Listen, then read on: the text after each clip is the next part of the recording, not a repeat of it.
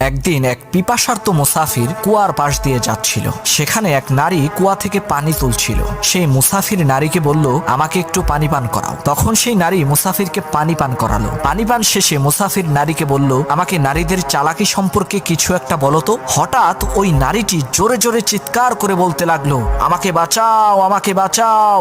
মুসাফির বলল, চুপ হয়ে যাও, নয়তো লোকজন আমাকে ভুল বুঝবে। সেই নারী নিজের উপরে পানি ছিটানো শুরু করলো এবং জোরে জোরে চিৎকার। আচ্ছা কোনছে আল্লাহ বড় না মানুষ বড়?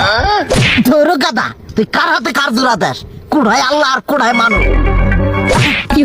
যেটা কবার কইছে ওইটা কন। আল্লাহ বড় না মানুষ বড়? আল্লাহই তো বড়।